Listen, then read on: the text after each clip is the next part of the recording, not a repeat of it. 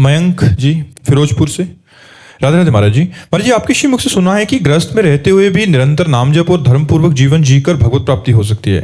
महाराज जी, मैंने आपके जीवन के बारे में भी सुना है कि आपका जीवन अत्यंत कठिन रहा है, भिक्षा से जीवन यापन और कठोर तपस्या रही है, जबकि आप चाहते तो गृहस्थ में रहकर भी भजन कर सकते। तो मेरा जिज्ञासा है कि जब गृहस्थ में रहकर ही भजन संभव है तो अनेक संतजन संन्यास मार्ग क्यों अपनाते हैं और इतना कष्टपूर्ण जीवन क्यों जीते हैं? हाँ, क्योंकि गृहस्थ में रहकर आप स्वयं भगवत प्राप्ति कर सकते हैं, लेकिन दूसरों को कराने की सामर्थ्य आप में नहीं है।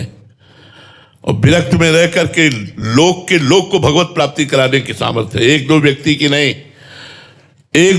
की नहीं, मम भक्ति युक्तो भुवनम पुनातु। लोक को, पूरे भारत को भगवत प्राप्ति कराने की सामर्थ्य होती है। उनकी शरण में आ जाए, उनकी आज्ञा का पालन करे तो निश्चित भगवत प्राप्ति हो जाएगी। तो इतना कसा जाता है जो संत को, वो इसलिए लोक कल्याण के लिए, लोक मंगल के लिए कसा जाता है कि मेरा भक्त बन करके हजारों को भक्ति प्रदान करेगा, हजारों को भगवत प्राप्ति कराएगा, इसलिए कसा जाता है। नहीं, भगवत प्राप्ति तो बहुत सहज है। जो एक भगवत प्राप्ति बहुत कठिन है ऐसा रख दिया गया है, ऐसा नहीं है। भगवत प्राप्ति बहुत सहज है। आप अपने घर में जो काम करते हैं, किसानी, व्यापार, नौकरी, उस कर्म को अच्छा कीजिए, बेईमानी मत कीजिए, घूसखोरी मत कीजिए, अधर्म मत कीजिए, कोई भी कपट मत कीजिए, ईमानदारी से अपने कर्तव्य का पालन कीजिए और राधा राधा नाम जप कीजिए। और जो भोजन है वो भगवान को अर्पित करके पाइए। कभी संत महात्माओं का सौभाग्य बन जाए पवाने का, उनको पवा दीजिए, हो गई भगवत प्राप्ति। आप निश्चित, जब आपका शरीर छूटेगा आपको भगवत प्राप्ति हो जाएगी। लेकिन संत जन इतना कठोर तप करके भगवान का भजन करके ऐसे बन जाते हैं कि दर्शन मात्र से पवित्र कर देते हैं। संत दरस जिम पातक तरई, चलते फिरते तीर्थराज प्रयाग हैं। मुद मंगलमय संत समाजू, जो जग जंगम तीर्थ राजू। जहां से निकल जाए वहां के वातावरण को पवित्र कर दे, अपनी वाणी से लोक को पावन कर दे। इसलिए भगवान अपने संतों को कसते हैं। इसलिए विरक्त भाव से जो भजन करते हैं वो मम भक्ति युक्तो भुवनम पुनात सातरति सा लोकान तारयति। वो स्वयं तर जाते हैं और लोक को पावन कर देते हैं। इसलिए गृहस्थ ऐसा नहीं कर सकता। वो तो अपना ही कल्याण कर ले, यही भगवत प्राप्ति कर ले तो बहुत बड़ी बात है। लड़का बच्चा पत्नी के मोह में फंसा हुआ कितना समय भगवान को दे पाता है, आप लोग देख लीजिए। हम लोग बचपन से लेकर के, जागरण से लेकर के सुषुप्ति तक, जन्म से लेकर मृत्यु तक पूरा प्रयास रखते हैं कि एक क्षण के लिए भी भगवान का विस्मरण न हो। और उसका फल ये होगा कि लाखों लोग भगवत प्राप्त हो जाएंगे, लाखों लोगों के हृदय का परिवर्तन हो जाएगा, लाखों लोगों का मंगल हो जाएगा। इसलिए भगवान संत को कसते हैं और ये संत मार्ग जगत पावन के लिए है। महाराज जी, संत जीवन और गृहस्थ जीवन के बारे में चर्चा हो रही है, तो महाराज जी इसमें क्या कठिनाइयां हैं और क्या सुविधा है और उसमें क्या कठिनाई यार जिंदगी पूरी। अब हम कैसे तुमको बताएं। जब 5 किलो अन्न पाने की जरूरत थी तो 5 कवल अन्न नहीं मिला। 5-5 दिन, 7-7 दिन भूख से व्याकुल होकर बालू खाई।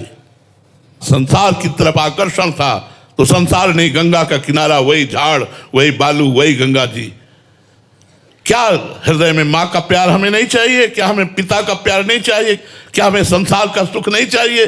कुछ नहीं, सब में आग लगा करके पूरा जीवन ऐसे, तब वो जगत पावन करने वाला जीवन बनता है। और गृहस्थी में जब तुम्हें भूख लगी भोजन पा लिया, जब तुम्हें काम सताया पत्नी है, जब तुम्हें मोह सताया पुत्र है, जो तुम्हें मनोरंजन चाहिए रुपया है, सब, तो बहुत जमीन आसमान का अंतर है, बहुत जमीन आसमान का अंतर है। कोई खिलवाड़ नहीं, बाबागिरी। जो संत मार्ग वो खिलवाड़ नहीं। हाँ, बैलेंस बना के चले वो बात अलग की बात है, लेकिन अगर असलियत में संत मार्ग में चले तो खाड़ की धार पर चलने की बात कही। भूख से व्याकुल होकर बालू खाइए, बालू, तब एक संत का मर जाओगे, तुम्हारी आंतें कट जाएंगी अगर इससे रहोगे। संसार से नहीं मिलना, किसी के घर मांगने नहीं जाना, मुझे गांव में नहीं घुसना, बस एकांत गंगा का किनारा 20 वर्ष। तो संत जीवन बनाने के लिए अपने को तपाना होता है, कसना होता है, झोंकना होता है कष्टों में। आज जब हमारे खाने की व्यवस्था है तो भोजन करने लायक नहीं रहे, किडनी फेल हो गई। जब खाने लायक थे तो भोजन नहीं था। भगवान की लीला देखो। आज जब सब सुविधा है, पानी भी छक के पीना हमारे लिए अलाउ नहीं है। डायलिसिस शरीर को पानी भी एक लिमिट से मिलता है, भोजन की तो बात जाने दो। महाराज जी, आपको लगता नहीं पूरा जीवन कष्ट में ही व्यतीत हो गया? अरे हमारा पूरा जीवन जिस आनंद में व्यतीत हुआ ब्रह्मा को भी नहीं मिला। ब्रह्मा को ब्रह्म पद में भी आनंद नहीं मिला होगा जो आनंद हमें मिला। ये तो बाहरी कष्ट है, माया जनित। प्रभु ने मुझे जो आनंद दिया वो ब्रह्मा को भी आनंद है, क्योंकि ब्रह्मा को भी चिंता है सृष्टि की, मुझे पाई भर चिंता नहीं थी। चाह मिटी चिंता मिटी, मन हुआ बेपरवाह, जिनको कछु न चाहिए वो साहन के साह। महाराज जी अंदर का आनंद क्या होता है महाराज जी? एक गुलाब जामुन तुम्हें खवावे, पूछे कैसा लगा, बोले मीठा लगा। कितना मीठा लगा? बहुत मीठा लगा। इसके बाद कितना बहुत मीठा लगा? तो कहोगे खा के देख लो, तो आप शिष्य बने हो, भजन करो, अंदर जान जाओगे। अंदर के आनंद को शब्दों में व्यक्त नहीं किया जा सकता। आप कर सकते हैं कोई, आप यही कह सकते हैं बहुत अच्छा लग रहा है, बहुत आनंद है, लेकिन कैसा है?